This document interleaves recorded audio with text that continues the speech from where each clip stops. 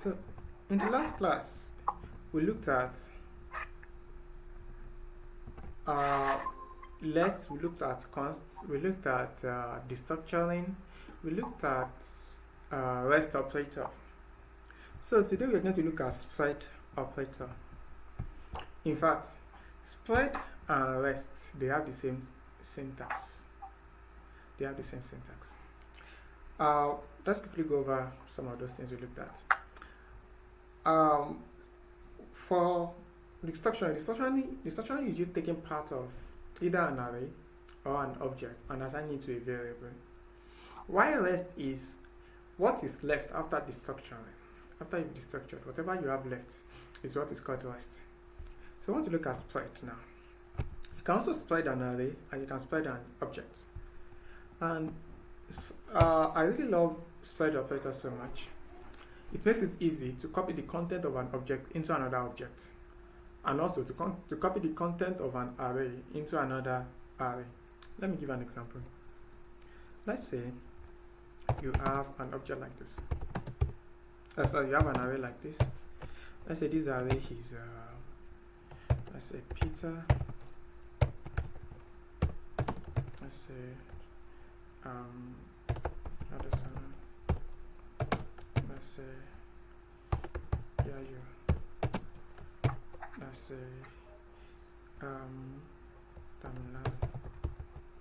so we have this array. It has 4 items inside it.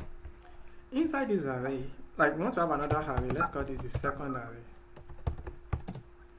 This second array, we want to have everything inside this first array with some new items. I come again. We want the second array to have everything inside this first array, but with some other items that are not inside the first array. Now, we may be tempted to do something like this. ARR. We can now add new names. Let me add that here. Let's say we have this. So I may be tempted to do something like this. And let's look at the results and how it's going to look like. Console log second array. Check it out on the browser and let's see the results together.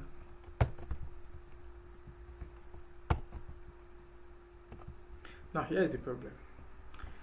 The first item in this secondary, we are consoling log secondary. This first item here is a whole array. That is, this whole array is the first item. Taye is the second item. Kenny is the third item. Ido is the fourth item. Meanwhile, I want the first item here to be Peter. The second item to be Jadesola. The third item to be Yayo. The fourth item to be Damilare. The fifth item to be Taye. The sixth item to be Kenny. Then the seventh item to be Ido. Do you understand it? I don't want the first item to be a whole array. Reason being that it may affect my code if I want to access it.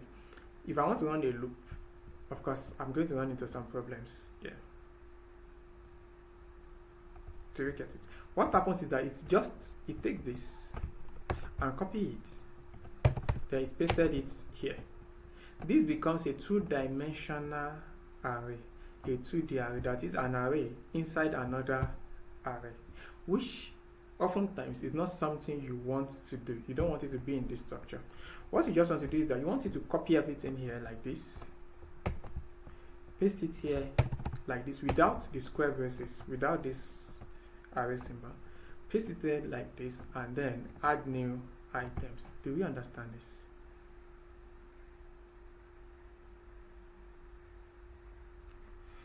Please, do you get the problem? Do you understand what is going on? Are you with me? Yes, I do. Alright, thank you so much. So, we can use spread operator. Like I said, the syntax of spread operator is the same as rest operator. So who can tell me the syntax of rest operator? Dot. Continue. Yes, yeah. Dot and ARR. Dot ARR. Yeah, correct. Thank you.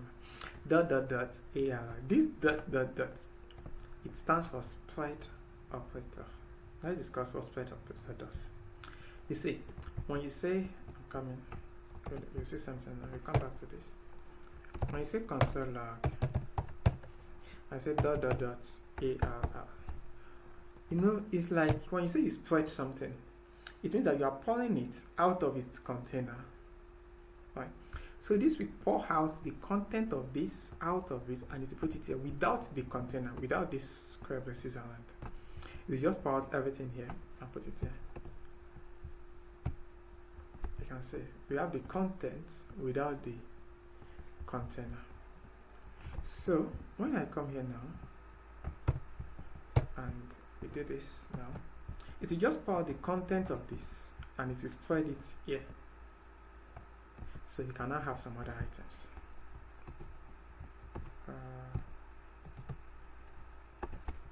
So you can see now we have 7 items in the array.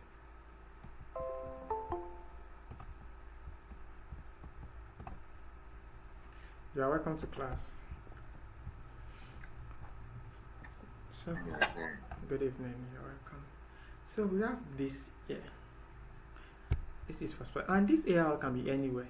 I may want it to be immediately after Taye. I will just come here and say dot dot dot ARL. So what you're going to have will be Taye, Peter, Jadesola, Yayo, Damilare, Kenny, Ido. Do you get it? Taye, then it will now take everything here, copy it here, then now continue with these ones.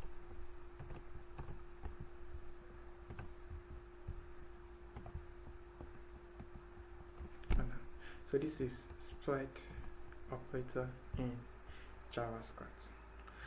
This is for array. Let's look at how to spread an object. You can have an object that looks like this. I'll just add it over here.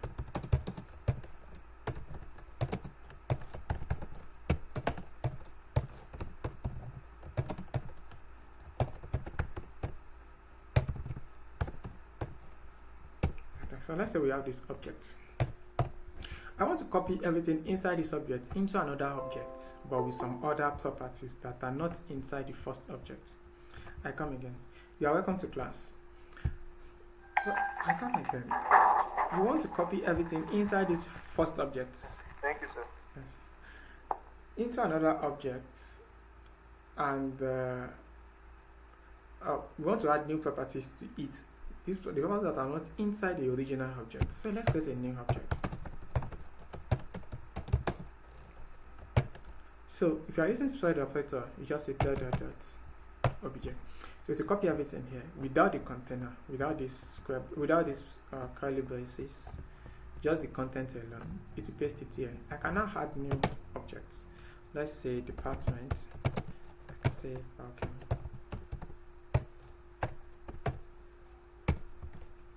So if I say print, console log second option. So you see everything here together with bucket. So that's why we have this here. This is spread operator. And if this obj is before, is after this, you still get the same results. The same results. The same. Now, for an object, it's somehow, let me put it like this. Sometimes you want to copy everything inside this original object here, right? But you want to change some of the values there. For instance, inside the second obj, I want the name to be Kenny. I still want this name, but I want the name to be Kenny, not Taye. I want the school to still be Lautech, but just the name to be Kenny, not Taye. So I'll just come here and create another key called name. Then I can give it a value of my choice. So what happens is that this name Kenny will override the one inside obj. This will override this, and the position, the other matters. If this obj is after Kenny, it's going to use this because this one, the one in obj, will override this one. When you check it now, name will be Taye, not Kenny. Name will be Taye. But if this is like this, name will be Kenny. This is going to override the one inside obj. Any question?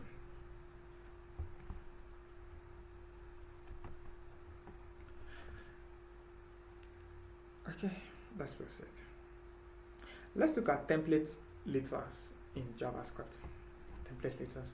We know concatenation. We looked at concatenation at the beginning of the JavaScript training. Template litter does something similar to concatenation. It's easy to join strings together with template litter. You are welcome to class. So it's easy to join strings together using template litters, but it is not as messy as concatenation. Concatenation can be a bit messy, especially if the text is long, right? For instance, let's say I have 3 variables. Let's say first name,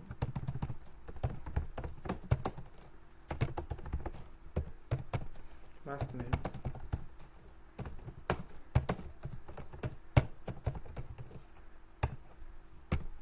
let's say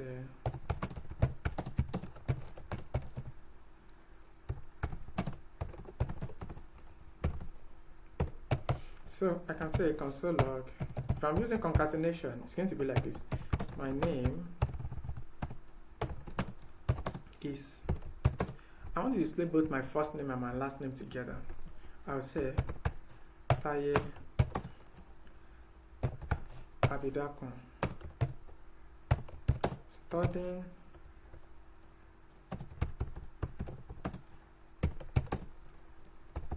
department. So my name is Taye Abidakun, studying computer science. But even this part will still not work will still not work the way I want it to be. Let's check it out and see what I'm saying. You can say this Taye Abidakun is written together. So I want a little space between them. I need to come here and do something like this. So I'm concatenating this first name with this empty space, then with this last name, so that you can see the variable here, and then it's continuing. We've looked at this under concatenation. This is working as expected now. But template litter makes it nicer to look. Fine. Let's see how template litter will help our work instead of using plus and all. Using plus, you close, you open, close, open, use plus and all of that. So I want to do the same thing.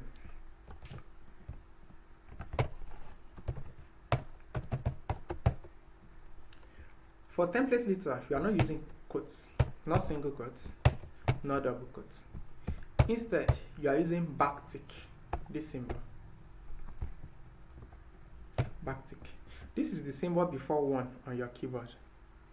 Before number 1 on your keyboard. Backtick.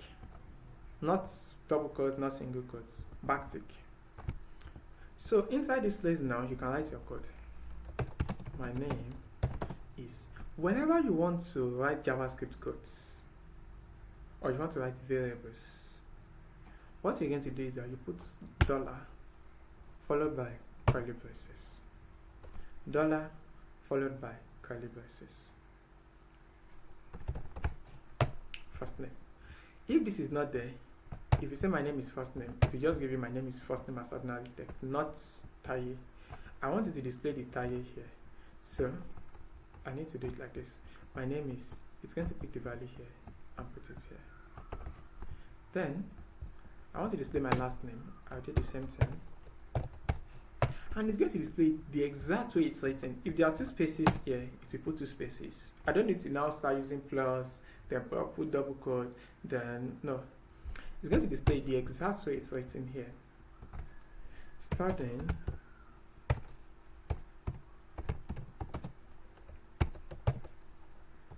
department. So this backtick and this $ curly braces, this is the template litter. You can even write some simple JavaScript codes here. You can do something like this: math.random. Let's say I want to generate a random number. I say math.random, and this will just generate a random number for me and put it here. So I can write simple JavaScript code here. I can write ternary operator, simple JavaScript code like one-liner codes. Ternary operator, ternary operator is like if statement, if else. So I can write simple JavaScript code inside this, which makes your code neater than using this plus and the likes. using concatenation. This using concatenation. So look at the length of both of them, and this looks more readable than this. More readable than this. So, any question? Do we have any question?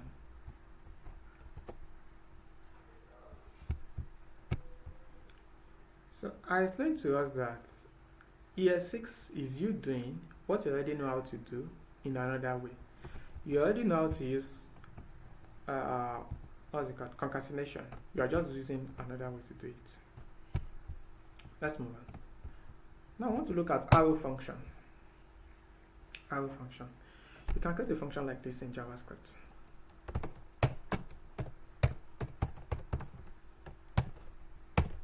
And you put your code here.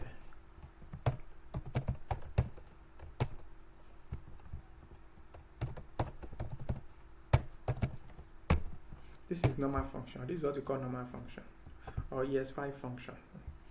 But you can do it in another way using arrow function. If you are using arrow function to write this exact code, this is how you are going to write it. Const. The name of the function is myfunc. Yes. Myfunc equals to, you see this parenthesis here, you put it here. Now, here comes the name, arrow function. The reason it is called arrow function is because you use arrow like this. Then, the body of the function now can now be here.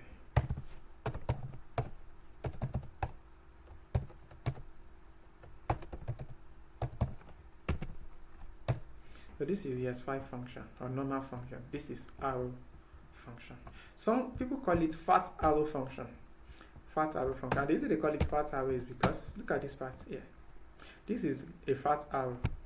Some people might argue that this is an arrow. Right? This is an arrow. So this is fat arrow. If you want to get this, just say equal sign followed by greater than symbol. Equal sign followed by greater than symbol. So this is arrow function in JavaScript. Let's discuss what makes it different from this normal function. One of them is this. In arrow function, if your argument that you're passing to your function, if it's just one, that is, whenever I call on this function, myfunc, if I'm passing a single value here, I will receive the value here. Of course, if you're using ES5, you receive it here. Right? And you can also console log A like this. If it is just one, arrow function allows you to remove the parentheses. If it is just one, you can remove the brackets. It's not a must. But if it is not one, you cannot. Meaning that if it is 0, if you are not passing any value, it must be there. And if you are passing more than one, let's say 2, 3, 4, 5 values, like this, it must be there. The only time you can remove it is when it is just one that you are passing. When it is just one that you are passing, like this, then you can remove the parentheses. That's the first difference between them. Any question?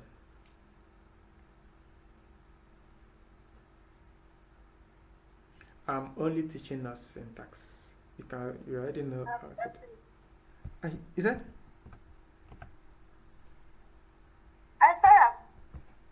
Okay, thank you.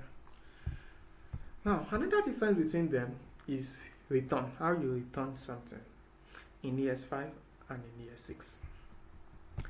Let's say imagine I want to do something like this.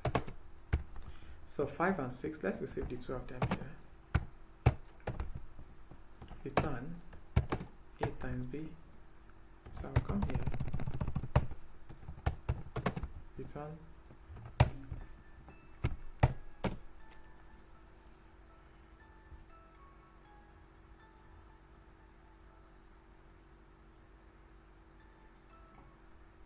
Sorry. So return A times B. Return A times B like this. Now, In arrow, if you are using the S6 function, you can write like this, it will work fine. There's no problem. But another advantage of arrow function is that you see this arrow itself, it returns a value. This arrow itself, it can return a value. This arrow will return a value if there is no curly braces here. If it can't find curly braces, the arrow will serve as a return. But once it sees curly braces, the arrow will no longer serve as return. So I can just say A times B. So this is much shorter. Oh, let's get A and B, sorry.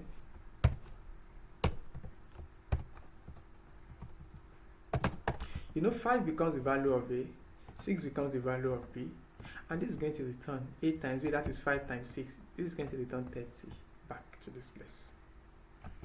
So this is much shorter than this. This arrow serves as return, but the moment it sees curly braces, it will no longer serve as return. But once there is no curly braces, it will serve as return. So if you are doing a simple, let's say, if you are doing something simple, right, you can use it to return values. You can use it to return values. Any question?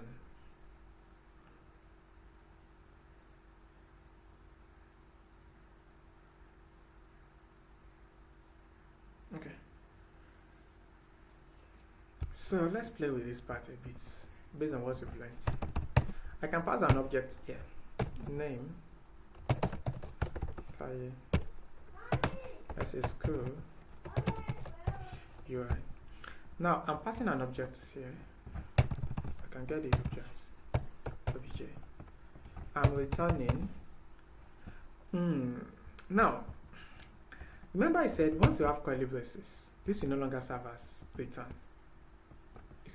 I want to return this object.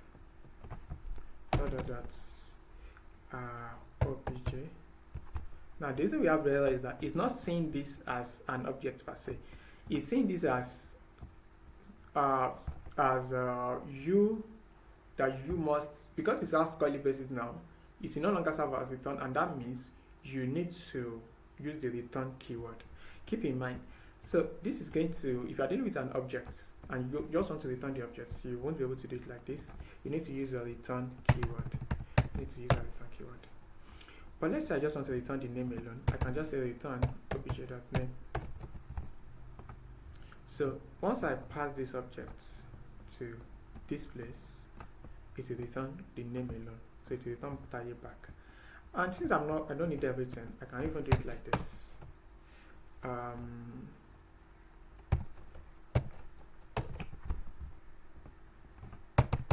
Do we get it? You can tell me what happened here.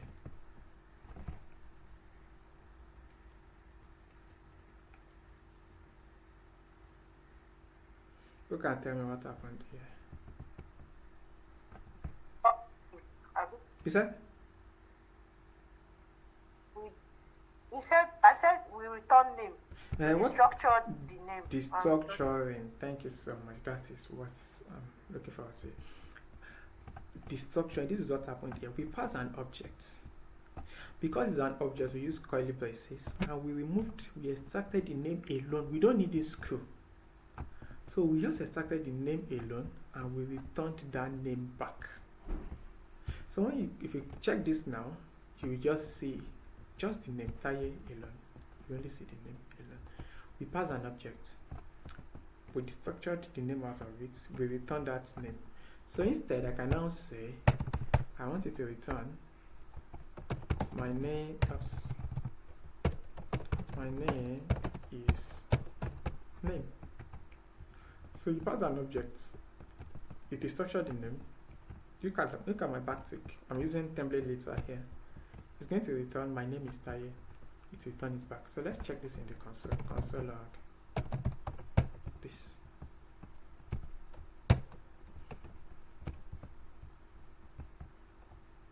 Oh, my phone has already been. I need to comment out this part. You know, this is a constant. In the last class, I explained that a constant cannot be redefined. So you have my name is Taye. Any question on arrow function?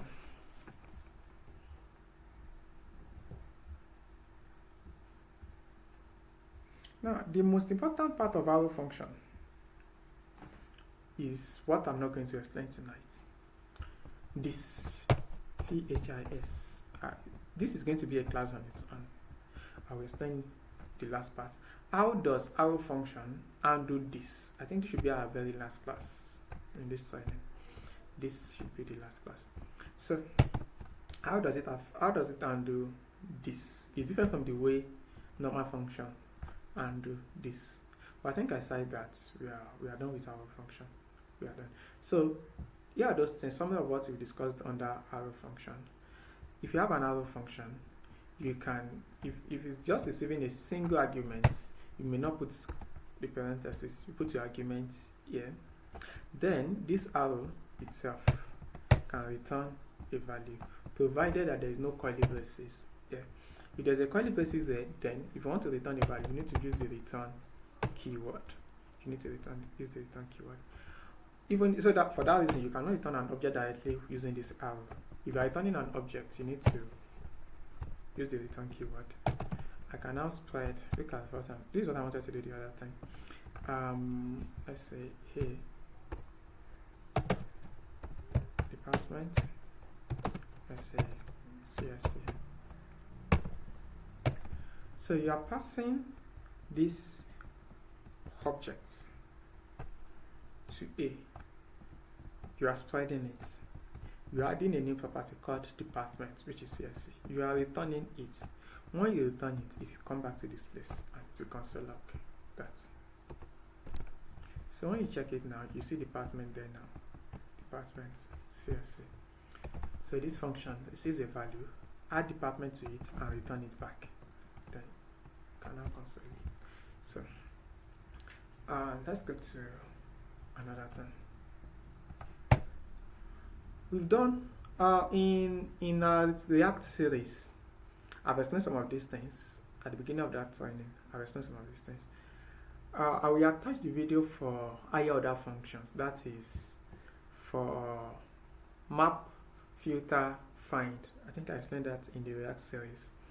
I'll send the video to, so you can go to the video and learn those three: map, filter, and find. I want to look at classes and constructor. So I want to look at something called OOP, object-oriented programming. Object-oriented program. So this is the only new thing that I'm teaching us in year 6. Everything I've taught us so far, I've just been change of syntax, using this different syntax for something you already know how to do. But this OOP is something I have not introduced to us before now, and it's part of year 6 syntax. Year 6 codes. So released with year 6. Let's discuss what OOP does. OOP, object-oriented programming. Now, OOP is a concept that makes you know that nothing stands on its own. Right? You know, if I say let name equals to Taye, or if I let's say let name equals to Jack. This Jack is not standing on its own. It must belong to an entity. It must belong to an object.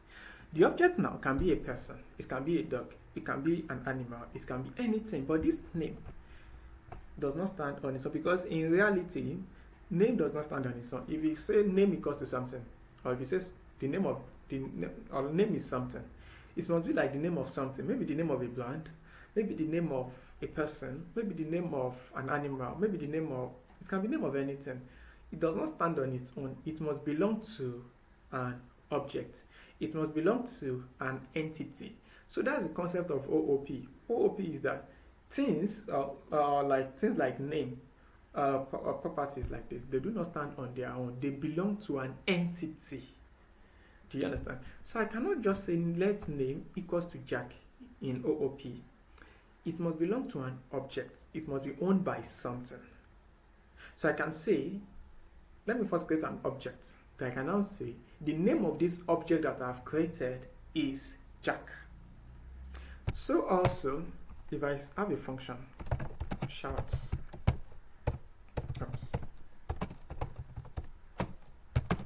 Here's a function. This shout does not stand on its own. It must also belong to an entity. Am I saying is it that I want the person to shout, or an animal to shout, or anything to shout? A function also should not just stand on its own. That's the concept of OOP. A function should not just stand on its own. Variables like this should not just stand on their own. They must belong to an entity.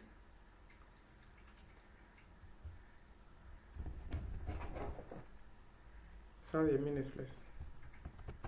So, they must belong to an entity. These things, they do not just stand on their own. And that's what OP is about. Like, so I can now say these things belong to an object. I can say it belongs to person. This person will now have a name.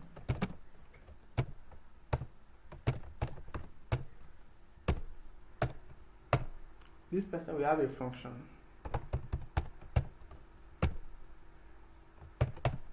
Shout.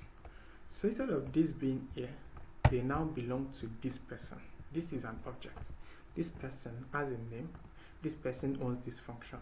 Do we get the concept of OOP?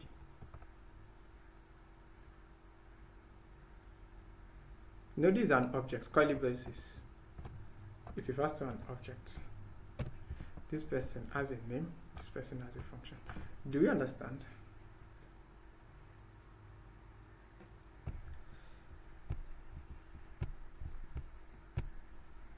Do we get it?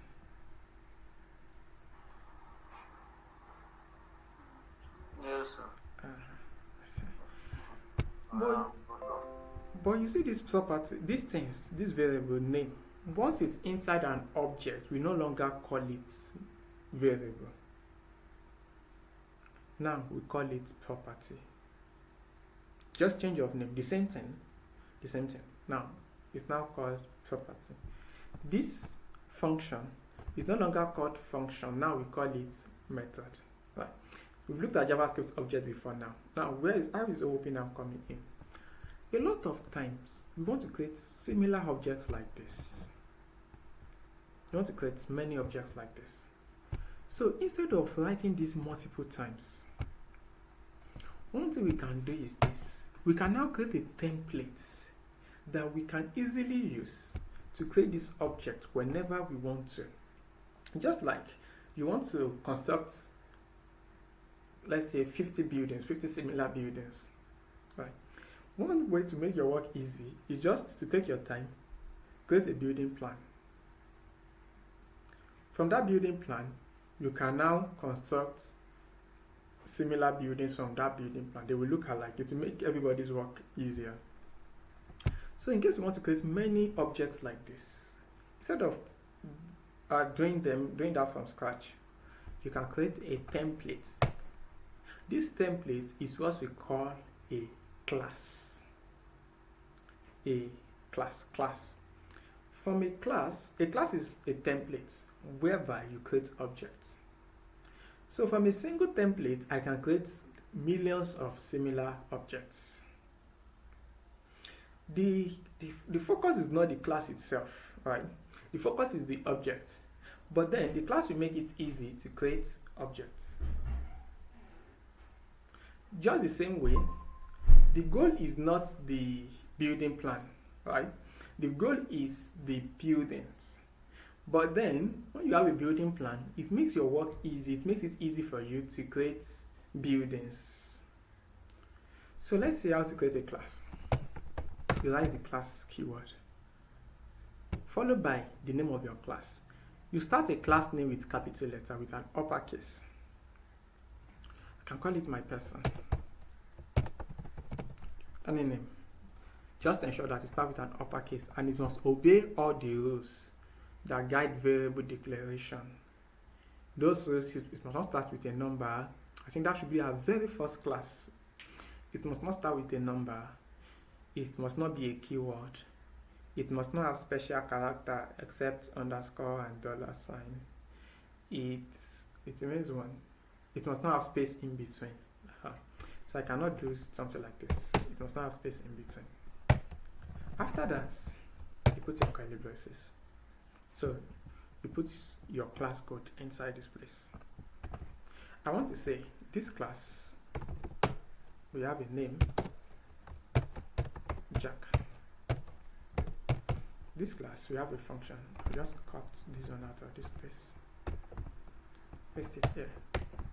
So whenever I call on shout, what do I want to do? I just have to say console log, yay, like this. So now I have my building plan.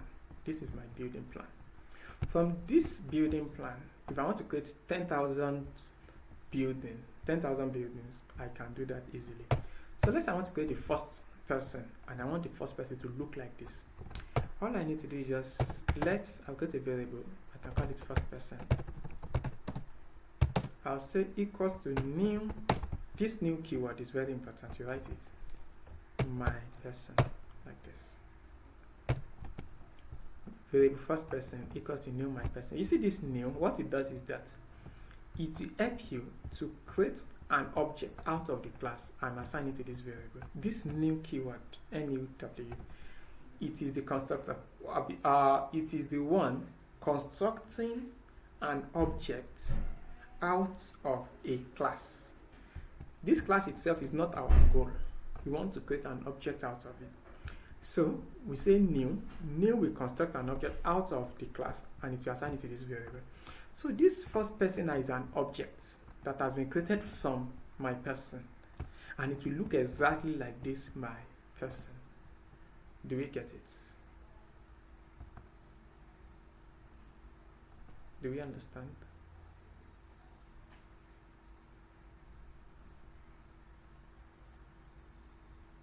Are we lost? Hello? Yes, I'm getting it. Okay, thank you. So let's say console log first person dot name. So the name will be Jack. That's why we have Jack here. So the beauty of you using a class is that if I wake up tomorrow and I want to create another person that looks exactly like this, all I need to do is just let second person equals to new my person. So second person also, we have this name as Jack, and it will also have this function shout. So I can say second person dot shout like this. So it will do what we have here to console log yay. That's why we have this here. And now note something. This first person and the second person, they are created from the same class, but they are not the same. They look alike. It's just like you constructing two buildings from the same building plan. Each of them is a separate entity, right? Even though, just like houses in GRA, they look alike. Oftentimes they look alike, but then they are not the same. Like I can decide to change the color of my own house to, let's say initially all the houses were painted, let's say green. I can decide to change mine to blue. Others will still remain green, right? Initially, they have the same thing at the beginning, but I can change any of them, whatever I like. For instance, I want to change the name of second person from Jack to something else. I can say second person dot name equals to, let's say, Tolu. So if I say console log first person dot name, that will still be Jack. But if I say console log second person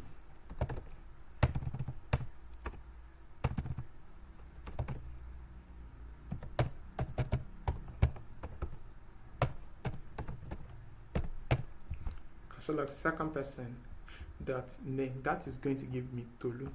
That of the first person will be Jack. That of the second person will be Tolu. Initially, they both have the same name, but I change that of second person to Tolu. So that of second person will change to Tolu, but that of first person will still remain the original value. That's why we have Jack here and we have Tolu here. I can also come here and say console log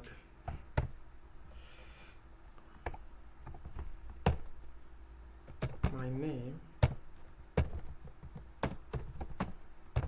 is.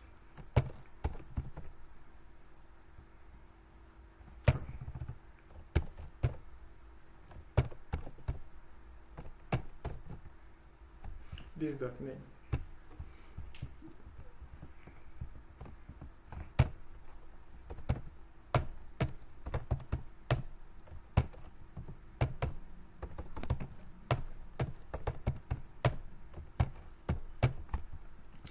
Now, I have a question. Who can tell me what the first one will give me, and who can tell me what the second one will give me?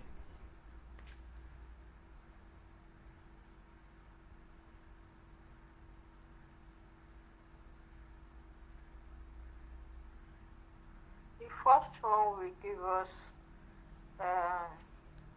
yeah, Okay, the second one. my name is Okay. Jack.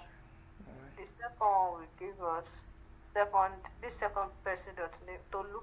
Thank you so much. The second will give us my name is Tolu. So when you call on this shout, it's going to run the code here. First person dot shout. This first person, I explained to us that under object, when we looked at objects, I explained to us that when you call on a function like this and use this inside our function, this here refers to the object itself. In this case, first person. We look again. We still look at this THIS as a separate class. I think it should be our last class under JavaScript. So this here refers to the object first person. So if you now say this is like saying first person dot name, this is going to give me Jack. And if I call on second person dot shout like this here refers to second person, the object itself. So it's going to be second person dot name, which is going to give us Tolu. This is going to give us Jack. This is going to give us Tolu. Any question on this? Any question? Any question? Any question? So this is the concept of OOP, right? We want to look at class inheritance, and that should be the last thing we are looking at under this section. Class inheritance. Once we are done with class inheritance, what that means is that we are rounding up this training next week. That means the only thing we have left will be the THIS, the this keyword, which I will explain next week, and we'll round off the training session. Okay, 15 minutes to go. So let's look at class inheritance. No, constructor is very important. Constructor, I was about to forget. Constructor. Let's look at this then. Got constructor. Constructor is a function just like this thing here. Look at it. You can see that it's similar to this shout. It's a function. Right? But it's a special type of function. It must be called constructor. Not any other name. It must be called constructor. Now what makes it different is that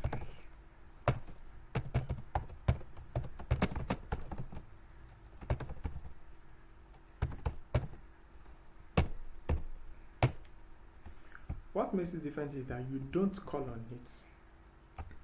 I mean, if I want to run the code here, I'll first create an object.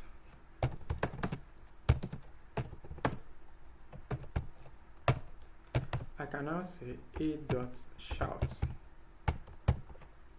is going to do what you have inside this place. If I want to do what is inside the constructor, ordinarily, it should be like this: a.constructor like this. But like I said, you don't call on it directly like this. The constructor is automatically triggered. It is automatically called upon. You don't need to. Immediately you create a new instance of your class, immediately you create an object from your class, instantly it will trigger the constructor. Instantly it will call on the constructor. I come again. You don't need to call on the constructor yourself. Once you say new and you mention the name of the class, instantly it will run the codes inside your constructor. So if you check now, you're going to see I am the constructor. And you are not going to see this here because I've not called on shout. Do we get the explanation?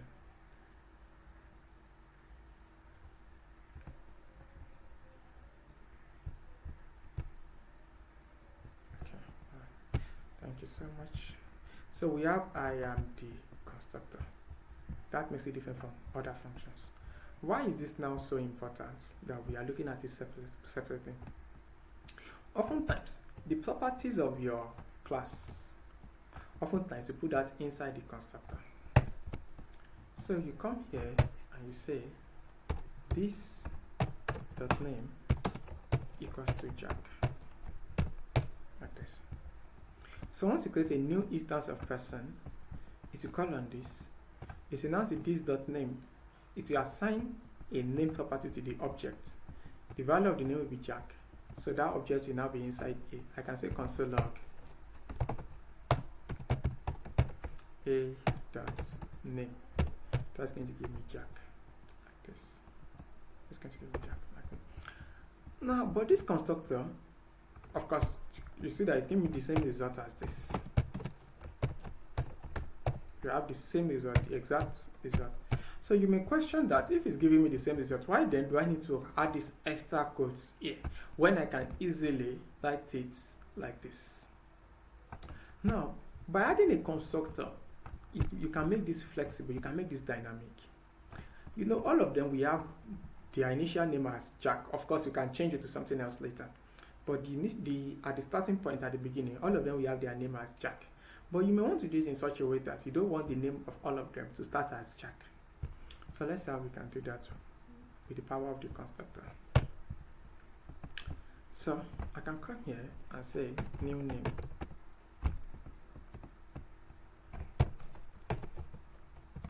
New name, like this. Remember I said the constructor is triggered at this point. And since, let's assume I'm calling on the constructor like this, I can pass Peter here. Right? This Peter will be sent as the value of the new name. Then this dot name will now be Peter. But again, you don't call on constructor like this. The constructor is triggered right at this point. So you can pass it here. I can pass a Sharifat here, like this. So this Sharifat is sent as the value of this. We pass it to the class itself. Once you pass it to the class, it will send it to the constructor.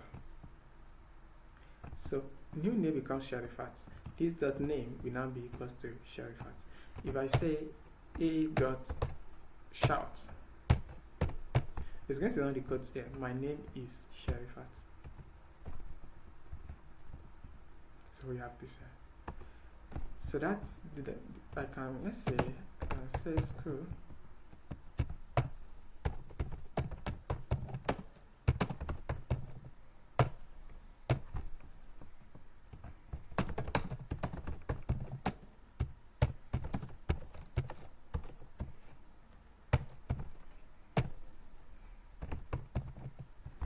So I want to pass two things there. So Sharifat will be sent as new name. UI will be sent as school. So this dot name will now be new name, which is Sharifat. This dot school will now be school, which is UI. Then when you now call on a dot shout, it's going to do this. It's going to say my name is Sharifat and my school is UI. That's why we have this. So that is for the constructor. So let's stop here. The class inheritance that I talked about earlier will be looked at in the next class. So we looked at two things now, the class inheritance, and we look at this in the next class. Any question before we go?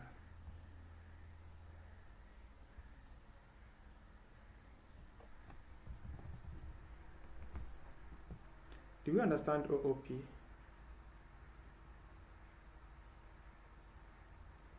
Sorry, yes. Is that? Thank you for the explanation. You're welcome.